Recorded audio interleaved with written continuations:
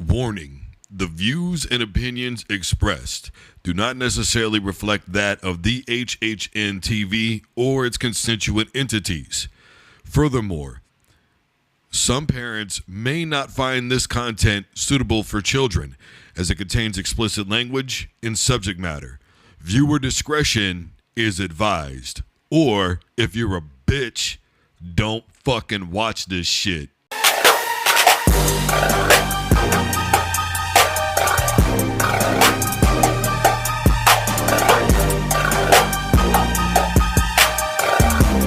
Hello, everybody. I'm Drew Duncan. The show's fired up, and we are live. Facebook, Twitter, and Instagram is all at Drew Duncan Radio. I'm wherever you're listening to podcasts. Matter of fact, look, just Google Fired Up by Drew Duncan. Wherever you are, I am there. I'm going to pop right up, my man. Legit. Plenty to get to today. A little bit later on in the program, we're going to be having Austin Ford, our MMA insider, to join us all things combat sports. Obviously, we're going to be talking about the Olympics momentarily and a little bit of NFL as well with the preseason. And if I've got time, I'm going to get to Brock Purdy. So, first of all, I want to be clear because I know everybody was watching preseason football basically for two reasons, right? Number one, you want to see how the kickoff is going to look. And number two, you're desperate for football, so you got to watch something. Now, me personally, I actually love watching preseason football for a couple of different reasons. Number one, if you're a fan of any team, to me, you're going to look at the depth chart, right? And then the other reason are guys like Terrell Davis. I mean, I will never forget watching that game with my pop when he made that play on special teams in the preseason. Nobody was looking at him. He was like fifth on the depth chart. Nobody was looking at Terrell Davis. Makes that huge play. Boom. I remember my pop was like, man, who the hell is that? And I was like, that's Terrell Davis. He goes, who the hell is Terrell Davis? Now he's an NFL Hall of Famer. And regardless of whether you like it or not, TD absolutely deserved it. It's just the way that it is. But obviously, everybody was watching, a good majority anyways, for the kickoff. Which, by the way, I want to be clear here.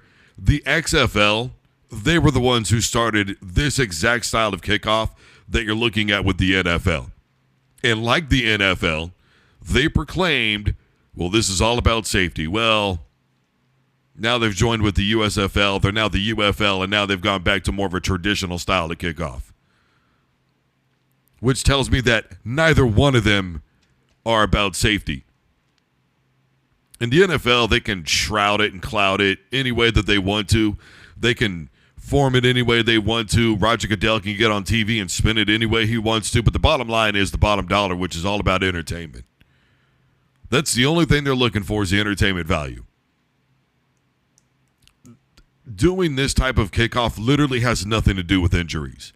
Same way the hip drop tackle, eliminating that has nothing to do with injury. Well, a small portion, but I mean, you got to remember, man, when Patrick Mahomes first signed his $500 million extension with the Kansas City Chiefs, at that moment, Patrick Mahomes was no longer Patrick Mahomes, the quarterback of the Kansas City Chiefs. He's no longer Patrick Mahomes, the person, the player, the athlete. He is now a $500 million liability/asset. Now, that's the way that it is. And, of course, league owners are going to do whatever they can to try and protect that asset. So it's not about protecting the players. It's about protecting their assets. That's whether anybody likes it or not. Patrick Mahomes is not just good for the Kansas City Chiefs. He's good for the NFL. Because if he goes somewhere on the road, the New Orleans Saints are a 5-9 football team. They're not going to make the playoffs. Everybody knows it. Stadium could still potentially be packed out. Why? Because people are going to see number 15 play. And this is economics 101 here. In the NFL, all they do is manipulate numbers anyways. Well, how do they do that? Well, it's real simple, right? They got rid of the hip drop tackle, saying that there's a 20 to 25% more likelihood that you're going to get injured on that play. Well, there were 17,441 tackles a season ago. 239 of them, according to USA Today, were hip drop tackles. And roughly 6% of all hip drop tackles ended in injury. And by the way, hip drop tackles happened 1.31% of the time. 1 0.31% of the time. I mean, you got to figure. If Patrick Mahomes gets away, he's got breakaway speed, but not like a Lamar Jackson, right? And it goes back to the entertainment value because now you know it's going to be even harder to catch somebody from behind. How are you going to bring Derrick Henry down from behind? Is somebody going to dive at Lamar Jackson's shoes or Derrick Henry's shoes while they're breaking away in an attempt to try and bring him down and potentially risk injuring themselves? No, so because, you know, the point value, right? It's more entertaining, right? It's what they think. Want to know what's entertaining? Winning football games. Winning, period. Ask the San Antonio Spurs. Supposedly, they were the most boring team in the history of basketball to win a championship. Well, they won multiple championships. Ain't they worried about being boring? I watched, and I got disappointed, obviously, because of the rain delay. For a couple of reasons, like I said, I really love seeing the depth chart. I love seeing potential new talent come up. Guys like Terrell Davis, but I really wanted to see how the onside kick was going to play out. Because, as you know, with the 3 new rules with the onside kick, number 1, you got to report to the official. Number 2, you can't do it until the 4th quarter. And number 3, you have to be trailing. And everybody keeps saying, well, you've taken the surprise element out of the onside kick. And, of course, anybody who's anybody is going to revert back to that Super Bowl where the Saints did it coming out of halftime. Showed their balls, and that basically changed the course of the entire game. I mean, hell, you had former President Barack Obama going, well, I make a lot of tough choices, but don't think I'd have made that move. Glad that thing worked out.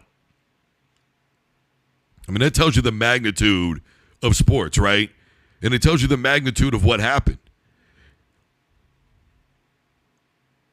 I want to see when they check in with the refs on doing an onside kick if they are going to do what they do with the tackle eligible play. That's why I'm interested. Because if I'm a head football coach, I've read everything. I've been given the rules. I've seen the videos and tutorials that they've sent me and all this BS. I want to see how it goes down in a live game situation. That's what I'm looking for. Live game. Because with tackle eligible, as I made mention, they announce over the entire stadium, so-and-so is reporting as tackle eligible. So what's going to happen when they report with the refs? Are there certain signals that teams can use for officials so that way officials know that's how they're checking in with them? Is there a way to sneak around it? Kicker's running onto the field or the coach just looks like he's discussing a play and really what he's doing is checking in and saying, look, we're going to try an onside kick. That's what I want to know. I want to know what it's going to look like because, look, to me, right now, the onside kick is actually more important than the way that they're handling the actual kickoff. Look, forget everything about the potential injuries. Forget everything about entertainment value. Forget everything about anything else other than just winning a game of football. Because, look, if I'm a head coach, Week 14, we're vying for a playoff position. We're a 9-6 football team. We're down in the 4th quarter. We're second in our division. I don't want any fucking surprises. I want to know exactly what I am getting myself into. So if I'm a head coach and I find my team down in the preseason, in the 4th quarter, instead of doing a kickoff after a score, I am going to do an onside kick. I don't want any questions. I don't want any mystery. And it'll be good for the entire league to see it because now everybody's going to know how the hell this thing is going to go down. And it'll be good for the fans to see it because now everybody's going to know how this thing is going to go down.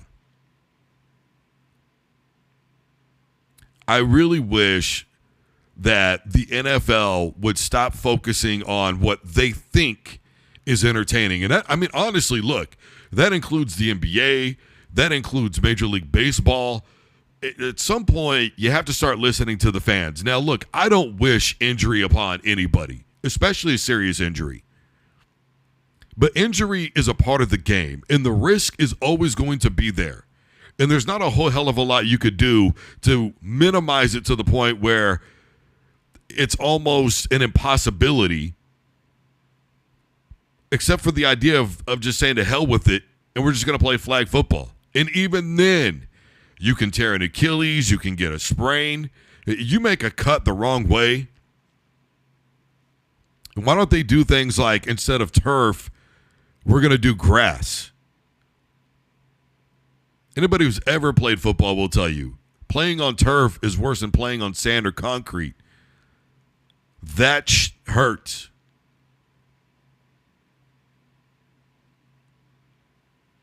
Might be a little bit faster, but that injury risk and that pain, that's a lot different come Sunday morning, I'll tell you that much. In the meantime, you know, I've been watching off and on the Olympics this season, and there's been so many great things, right? I mean, obviously, Simone Biles just continues to be the darling, I think, of the United States Olympics. Women's basketball is getting an amazing amount of coverage. I think that has to do with both Caitlin Clark and Angel Reese, whether anybody wants to like it or not. Well, it's Caitlin effect. Look, it's the them effect. That's the reality of the situation. I'm not going to get too deep into it right now, but that's the way that it is, okay? But I just cannot help it when I'm sitting there and I'm watching this and I'm thinking to myself, these athletes, a good majority of them are not getting paid, and they need to be getting paid. Now, somebody's going to go, well, they get bonuses for getting medals. Dude, that medal, a gold one, is $37,000.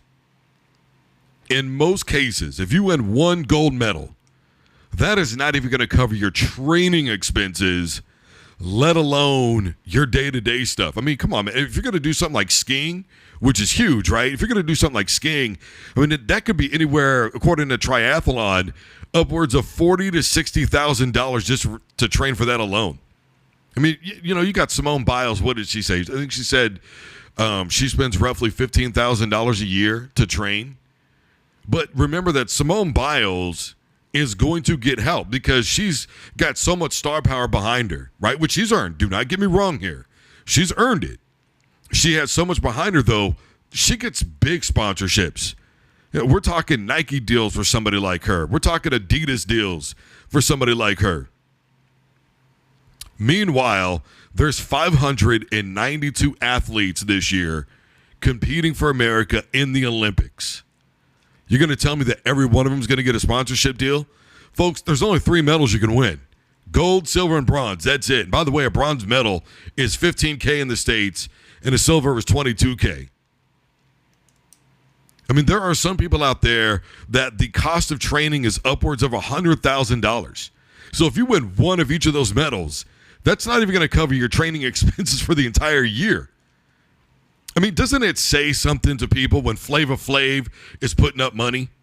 Now, hear me out, okay? Because there's a part of me that really understands that there are a lot, and I mean a lot, of what I would deem and a lot of other people would deem unnecessary competitions in the Olympics. Do not get me wrong. There is some really goofy stuff out there. But the bottom line here is money. And so when you take the IOC, who, by the way, claims that they are nonprofit, but somehow they raked in $7.6 billion, and 91% of it, according to a report that I read from Triathlon, was for broadcast rights. I mean, come on, man. Look, they've got to be making money somewhere because somebody's got to sweep up that damn popcorn, and they're going to have to get paid or not. I mean, if we're not going to pay athletes, because, by the way, the IOC, even though they claim they sponsor athletes and further development of, you know, getting certain sports along and all that stuff and people just being able to basically be a pro competitor in their sport, understand that there are conflicting reports. One report said, well, you know, they get a really small percentage, and another report said the IOC doesn't pay out jack. Regardless, the point is they're not getting their due. And that's just all there is to it, whether anybody likes it or not. And here's the other thing. You've got to remember that a lot of these athletes are living below the poverty line while training to compete. Samantha Atterberg would be a really great example. Didn't she win a silver? Not in the Olympics, but she did win a silver. And she was living below the poverty line. And I mean, that was a report back from 2016, if I remember correctly. She was living below the poverty line at $8,000.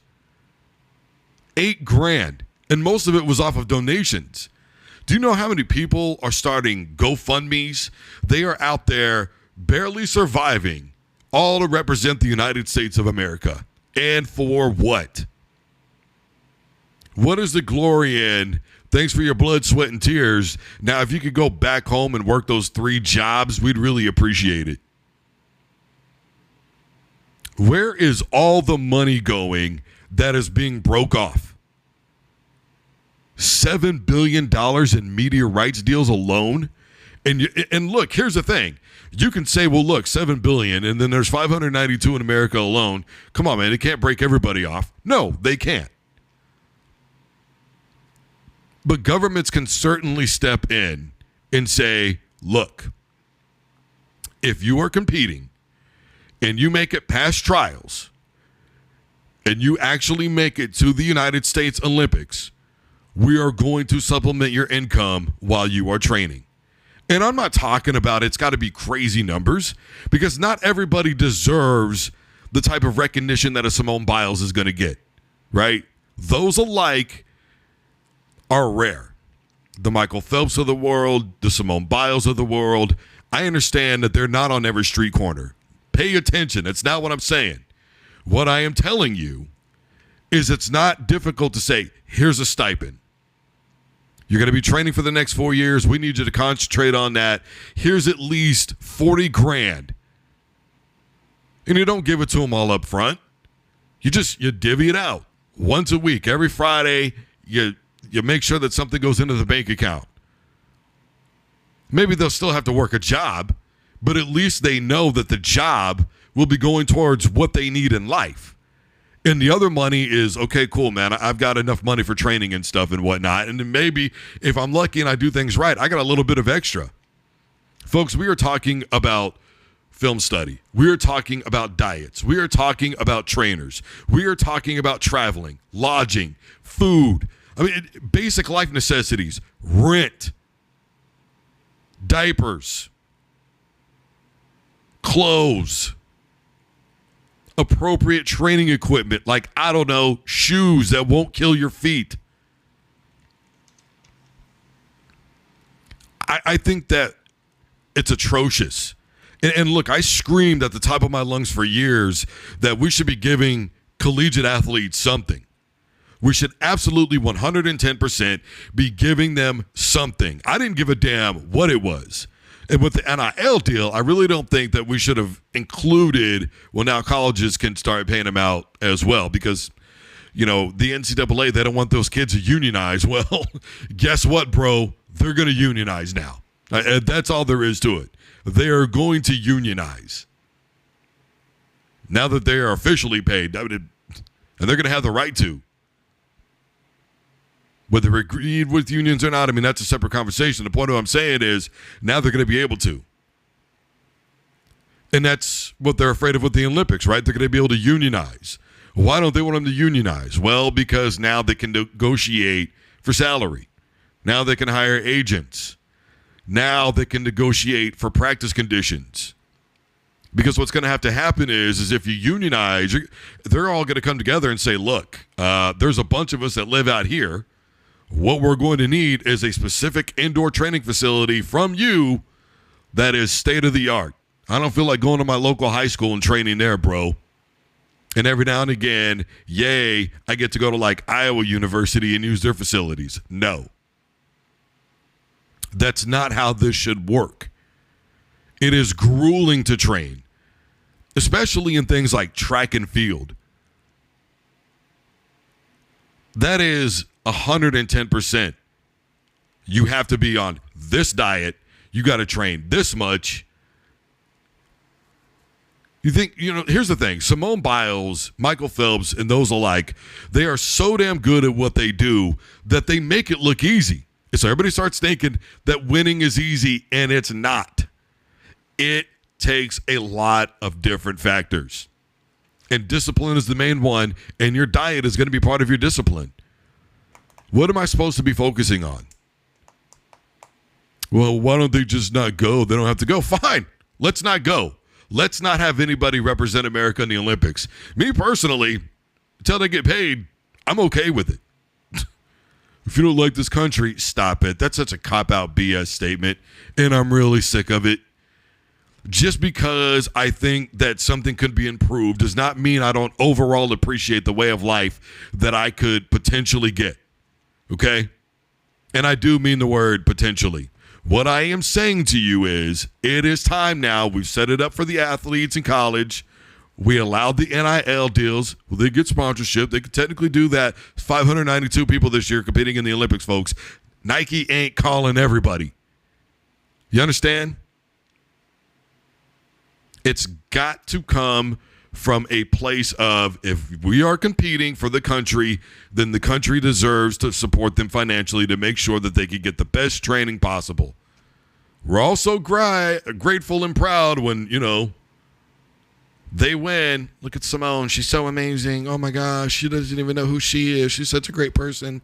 Love her to death. Look at her represent America. Just the perfect for it. She's such a darling. She's going to get 100. It was last tabulate 187K. Now, I don't know what that's going to be now. It was going to be 187K. Understand that Singapore, if she'd have been making Singapore money, would have been roughly in the neighborhood of $3 million. Worth every bit of it, by the way. Worth every bit. Hey, I keep trying to explain to people that, the reason why some of these guys get gobs of money in the NFL is not just because of what you're worth on the field, but what you're worth away from football. The jersey sales, the ticket sales, the revenue dollars, the sponsorship deals, they all come in because number 15 for the Kansas City Chiefs exists. The same thing happens with Simone Biles. People will buy shoes that she is seen wearing because she is Simone Biles. If you don't think Olympic athletes deserve to get paid, I don't know what to tell you, my man, other than let me tell you that you're not getting paid at your job and see how long you want to stay there. In the meantime, as promised, our MMA insider, Austin Ford, is on to talk all things combat sports. Austin, thank you so much for taking time out of your busy schedule to talk to me again today. It's a pleasure to be here once again. And, I just love being a part of what you're doing. Yeah, I appreciate you, fam. All right, so obviously we're going to be a little late to the party on some of this stuff, but hell, premiere week, it is what it is, right? Firstly, I think that combat sports fans were robbed this summer because we didn't get the Conor Chandler fight. We didn't get the Tyson-Paul fight. In your estimation, do you think either one of these fights are going to happen? Obviously, Tyson and Paul got rescheduled for November, but I just don't see Conor getting back in the cage. What say you, my man? I'm a hard no on both. I don't think Conor's coming back at all. For a couple of reasons. One, he doesn't need to for anything, for legacy, for money, for nothing. He doesn't need to. And having that need would drive him to want to compete. I just don't think he's motivated. And two, I don't think he's healthy enough with his combat sports body to compete at that level or even complete a training camp. And as far as Tyson Paul, not only do I not think that's going to happen, I hope it doesn't happen. Why don't you want it to happen, though?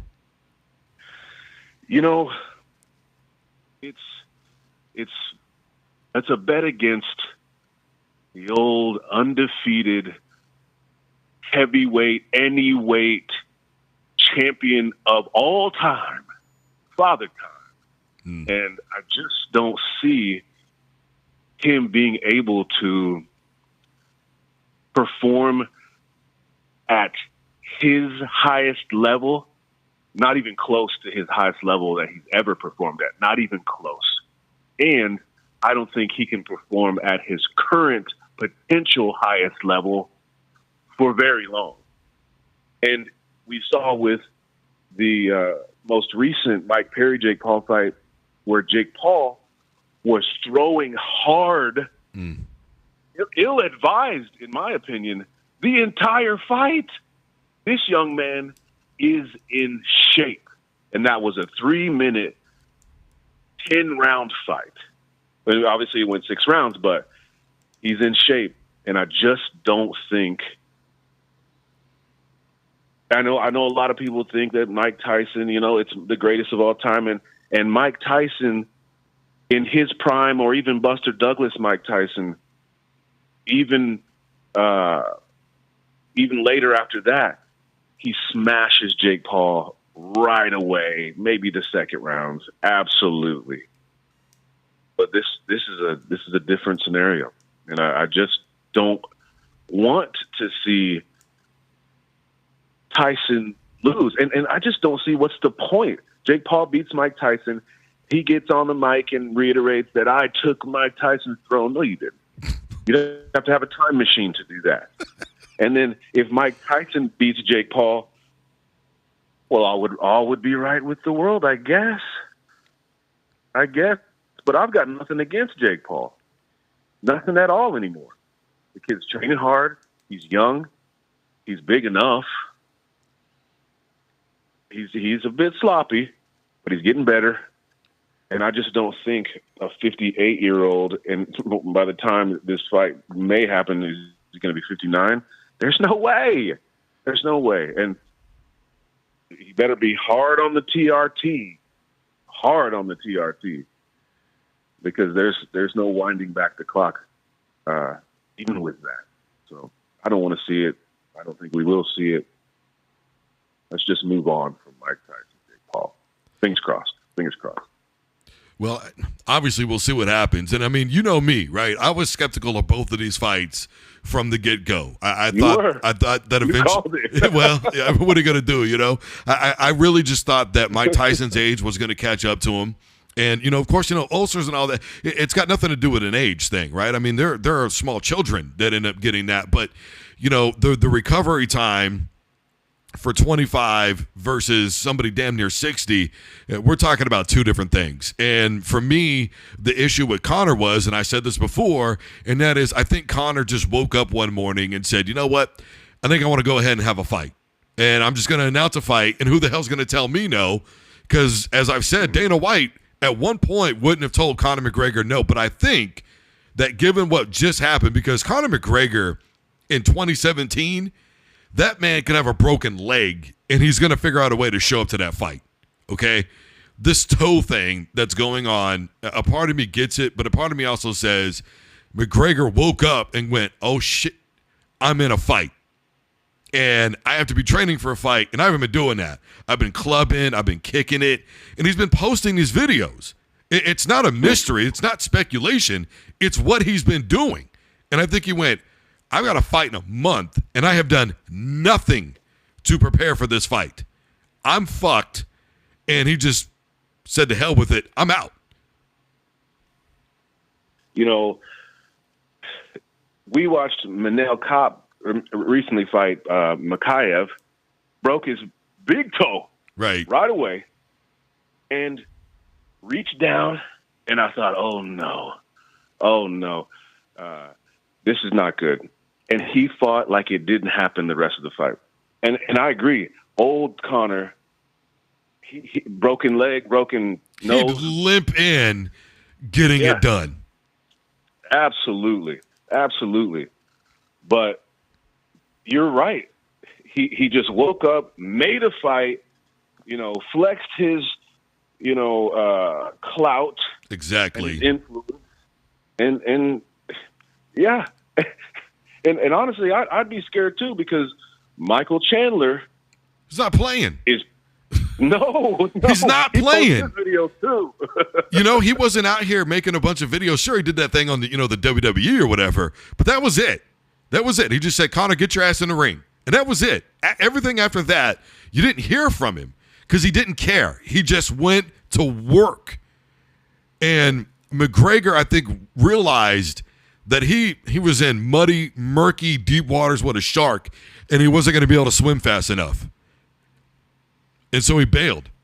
And I personally think that McGregor needs to step away. And look, I know he's got the thing with BKFC, and he was just there live and all that good stuff. Bro, the crowd goes mild. Nobody even gave a damn.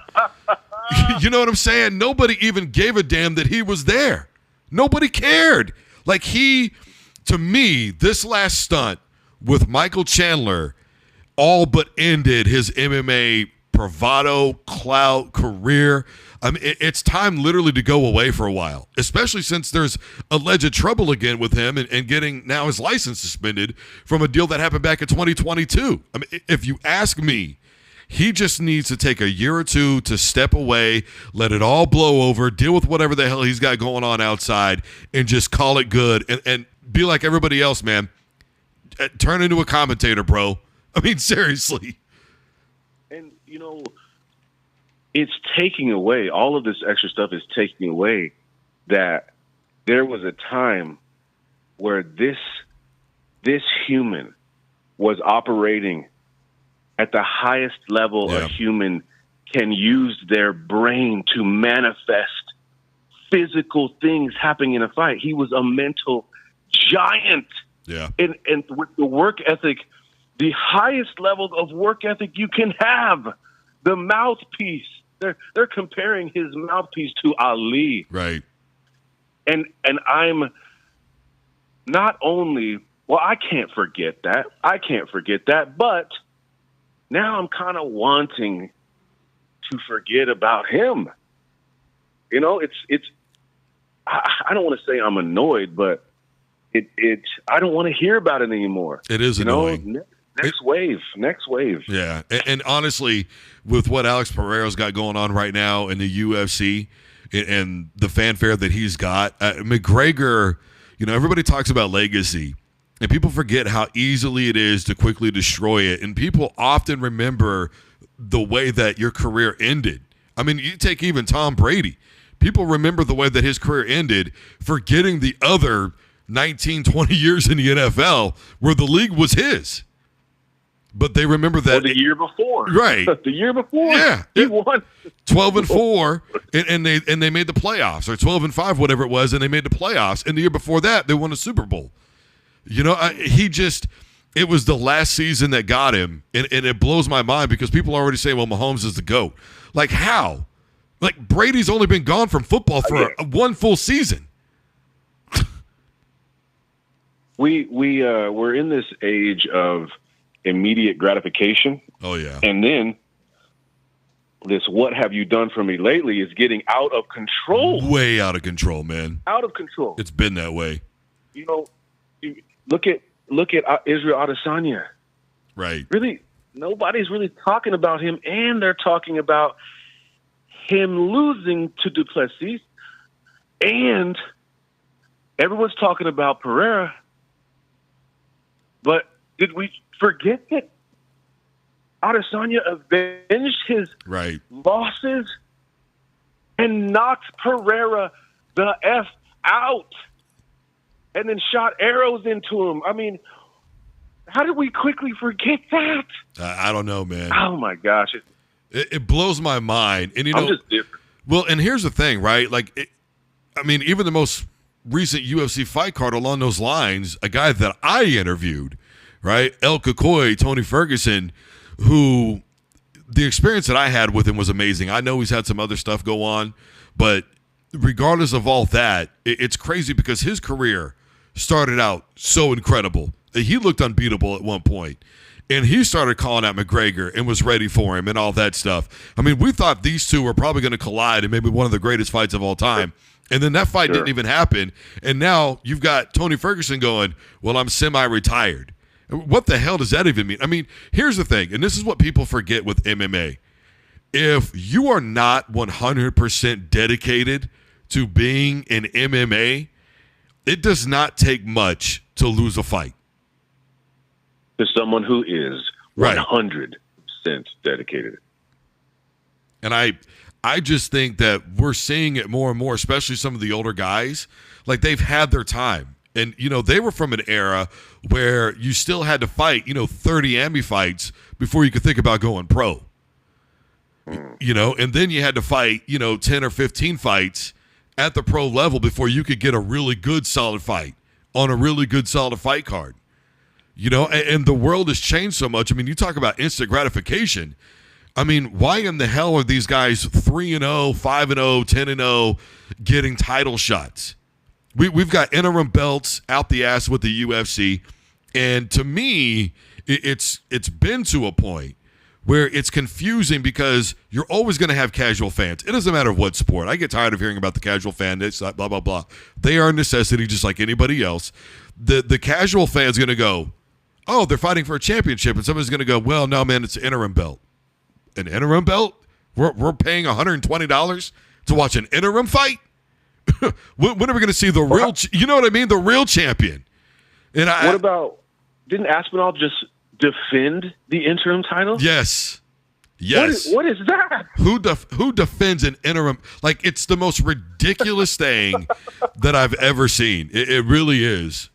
But to me, something that's not ridiculous, and you and I had this conversation before the fight, Paddy, very impressive in his win. Is he up next for a title shot? Because he's actually won some fights. Oh. He's 21-3 now, okay, or 22-3, whatever it is. And I said it right before. I said I think Paddy wins. Now, I pointed out all of his flaws, but I still thought he was better than old King. So here we are. Does he get a shot now? No, absolutely not. He just beat the 15th ranked fighter. Okay, but who's ranking these fighters, though, Austin? Come on, you and I both know. Well, they're and you've got guys defending championships, and this has been held in Congress before, where guys are defending titles. Where what happened to number one contender 1 through 10, and now you're fighting somebody who's ranked 14th, but it's a big name, so it's a money fight. So I mean, let's keep that in perspective. I agree, and I think Paddy is on the path. Is firmly on the path to be on his way. But there's never been a 15th ranked fighter fight for the title. And there are plenty of fighters in that division in the top 10 that he's going to have problems with. Like who? Okay, let's talk about the champion. He's not ready for him. He's not ready for Islam. Not even close. Why do you think that? Well, I don't think Islam has even been challenged yet. And he's a champion's champion, right? And he got an early shot. But he's dominated in his performances. That's the first performance that Paddy has dominated. And from the opposite of a casual perspective, Bobby Green had no business shooting on Paddy Pimblett. And when it hits the ground, he should have disengaged. He dove his head in there further. There's a lot of guys that would not have gotten triangled by Paddy Pimblett in that moment, maybe later in the fight. And then, of course, how big Paddy got. I mean, you even spoke about it before the fight, about how big he gets between fights. So what did Bobby Green think was going to happen? That he was going to be small in the fight? He was much longer. He fought longer. You could see Bobby Green was hesitant about the length. And then, of course, Bobby Green's offensive grappling is nothing compared to the spider web of a black belt at the level of Paddy Pimblett.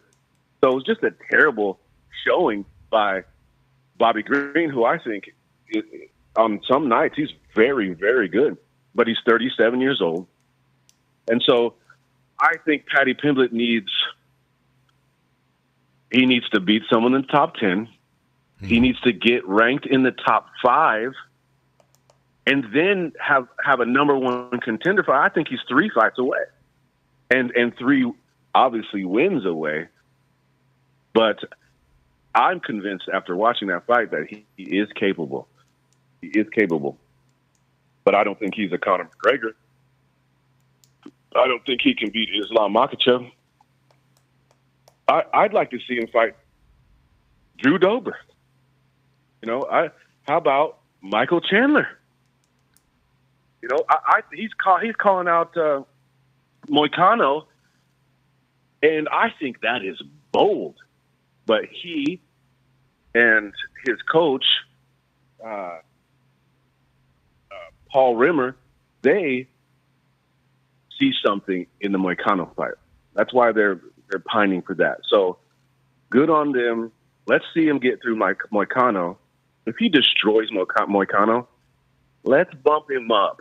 Let's move him along. Let's make it one more fight to the number one, to be a number one contender.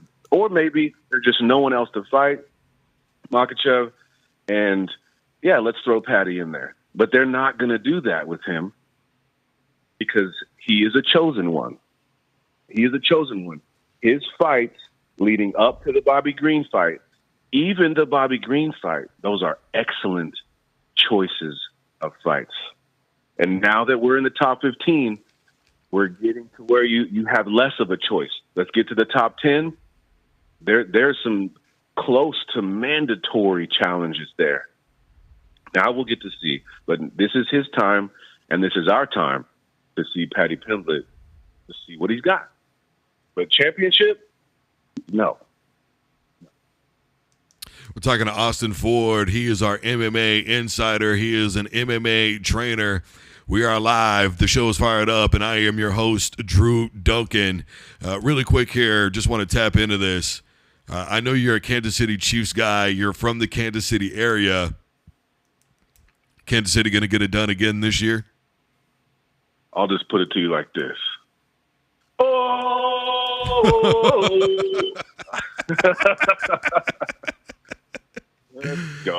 Let's go. Reloaded. And we reloaded before. And I say we, them. All right? Them, they. Okay? But, yes, they have an excellent chance to do it. And the question, right, is the wide receivers. And Tony got peppered. Go. Ooh, but they can go now. And I saw a stat the other day. I think we're paying our entire core of receivers $14 million this year.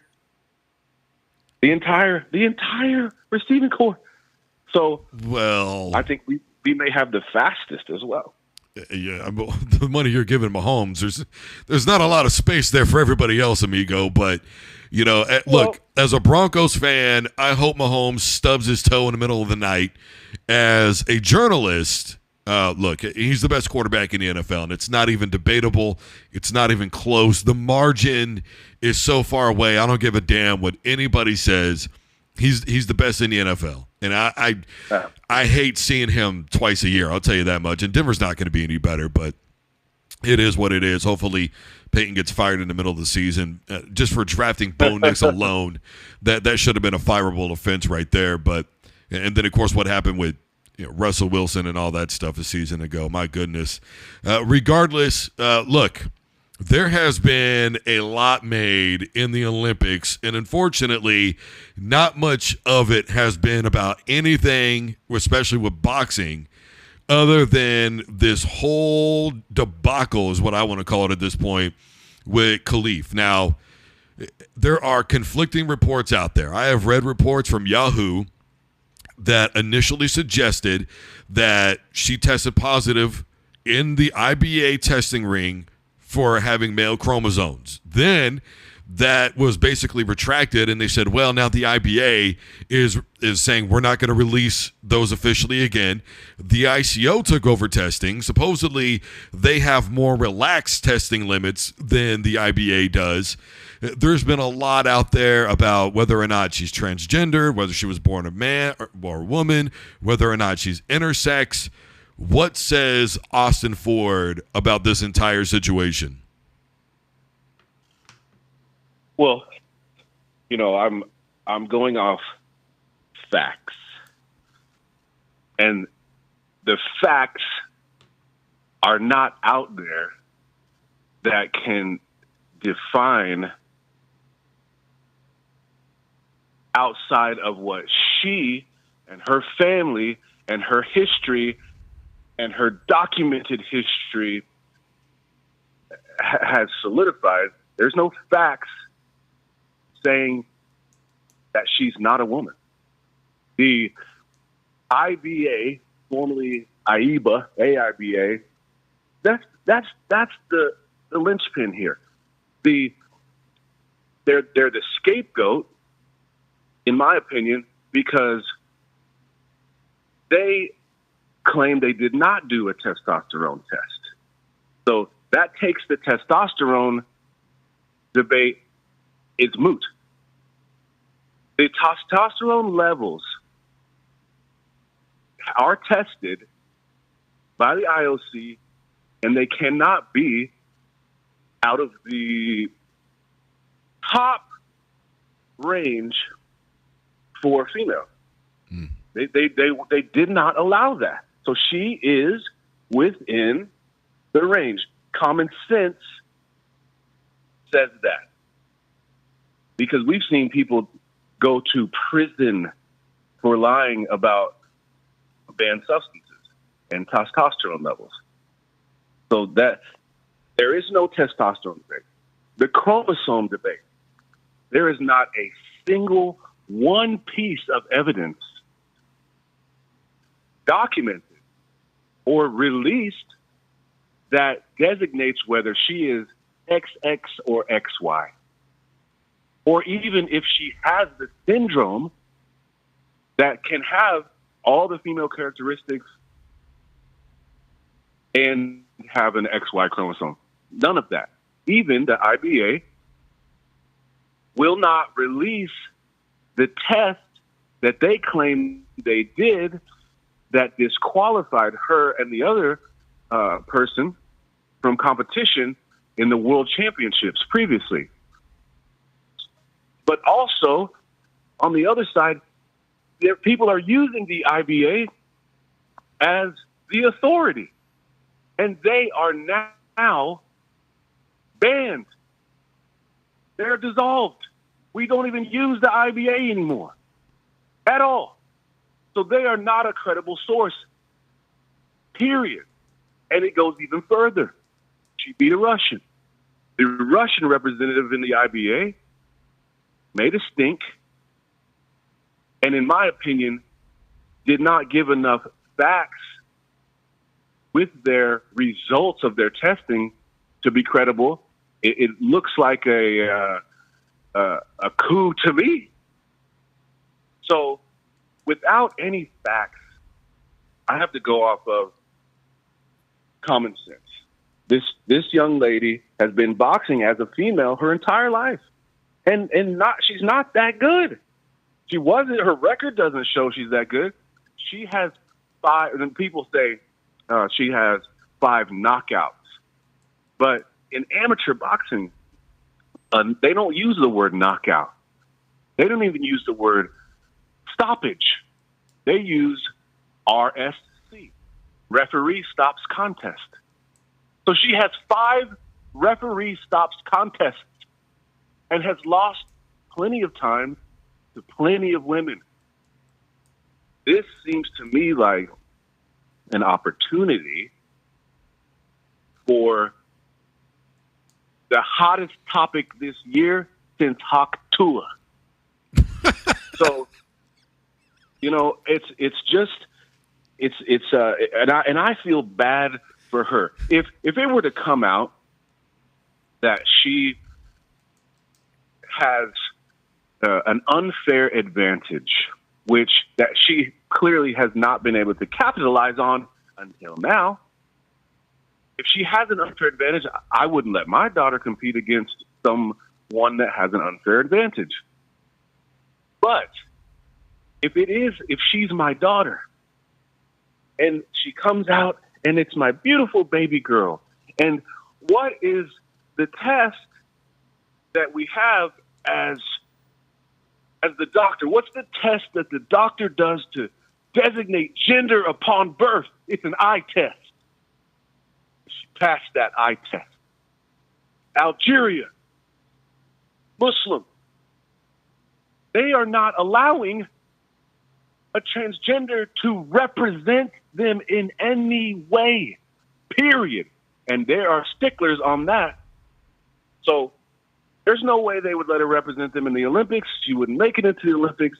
There would be proof that she had transitioned very young, by the way. And so, no, it is disrespectful. If she's my daughter and she grows up dainty and cute, as we've seen in her youth pictures, and then she grows up and she starts to gain some masculine traits. She's kind of strong. She has a I don't know. I think it's stereotypical to call out her face as being masculine. But if someone called my daughter a he, well, they better not do it in front of me. I'll go to jail that night. I'll go to jail that night. So it's an empathy thing. You know, most people are not capable of empathy. Well, I'm capable of empathy. I love my kids. I do everything for my kids. Yeah, but you are incapable of putting yourself in her shoes or her parents' shoes, because if you did that, you would go, you know what? Let me take a step back. Maybe I should just keep my mouth shut and not give my snap reaction. And everyone that gave their snap reaction is a victim of cognitive dissonance. They got to stick with their choice, or they're just shit starters. Excuse me. You know, they're shock. They like to shock people, and they get some type of sick pleasure out of creating this chaos. And it's not even a debate, because as I've described the logical pseudo facts, because the deepest facts would be, let's see what you got under your pants.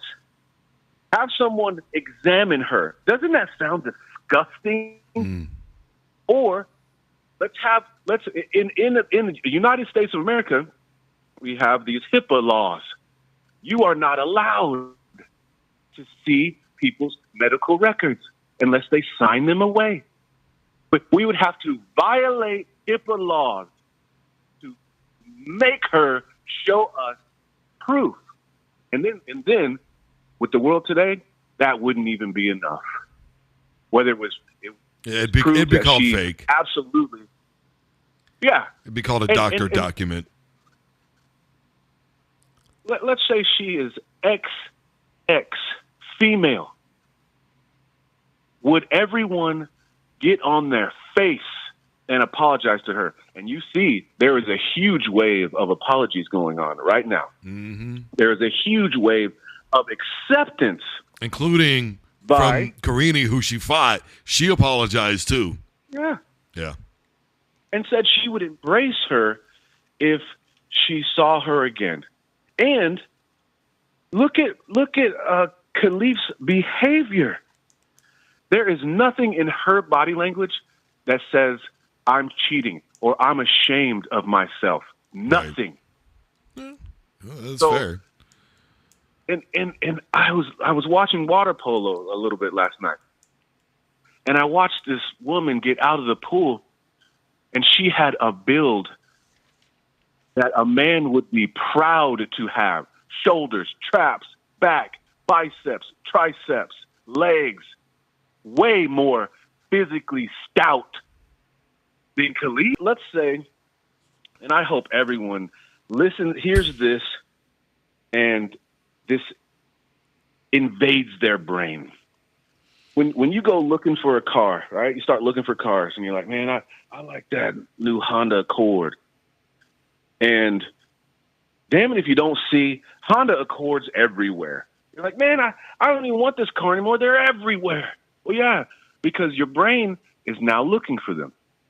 And so be on the lookout, everyone, for, I'll even go controversial, hot topic, shock jock here. Let's be on the lookout for ugly women.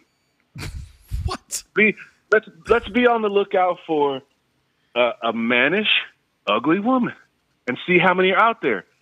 This woman, she's not even ugly. She's got no makeup on because she's boxing.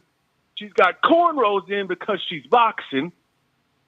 She's not even that stout. She's long. She's lean. And the woman that she beat, she's quit before. She quit. She probably has some influence behind her going, you know what they say about Khalif, you know what they say.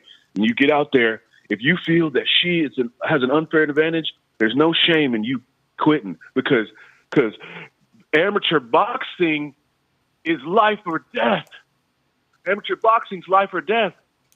When was the last time someone died in amateur boxing? I'll wait.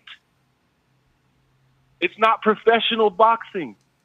Those gloves aren't made for damage like we see in the professional boxing. They're not. So I'm not even, if it was my daughter and my daughter's Khalif, I'm defending her to the end. If it's my daughter that has to box Khalif, if it's my daughter, I'm saying, hey, let's get it. Let's get it. You're here for a reason. Let's go compete. But is it fair if she has an unfair advantage? It is absolutely not.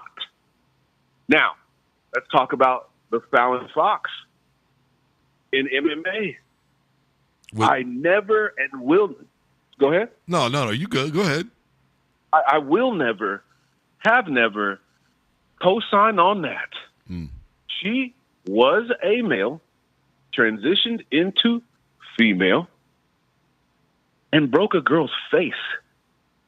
No, thank you. No, that is not allowed. That is all rights to all genders. And I won't give my opinion on how many there are. But all rights, let's go. But that is an example of what this whole fuss is about. Imani or Main Khalif, this is not an example of transgender. It's not.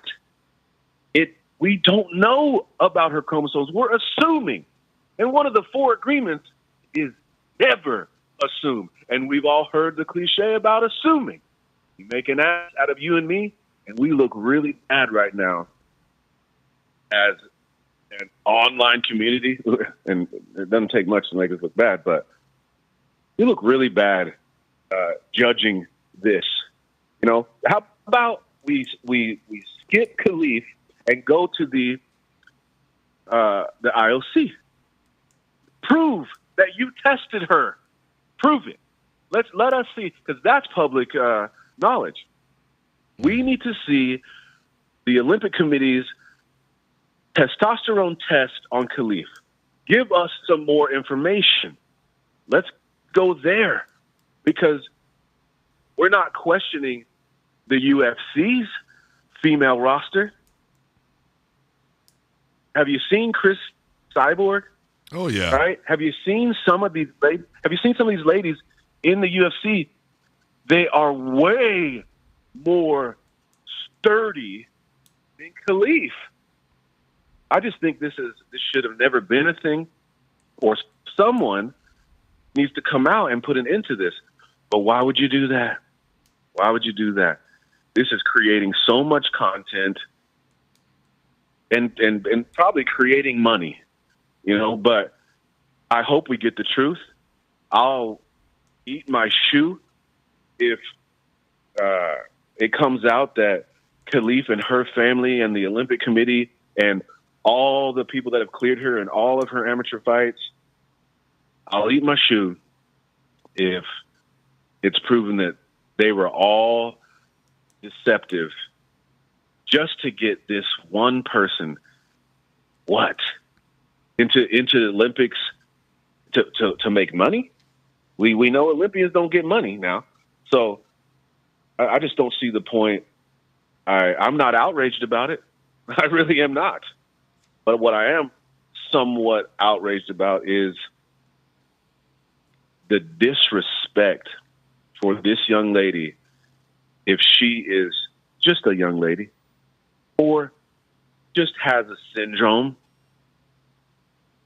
where that gives her, maybe she has to shave or, I won't give other physical features, but what's masculine about her? It's so disrespectful to ugly women. I mean, ugly women need love too. I'm ugly. You know what I'm saying? And I'm married. So it ain't about how you look.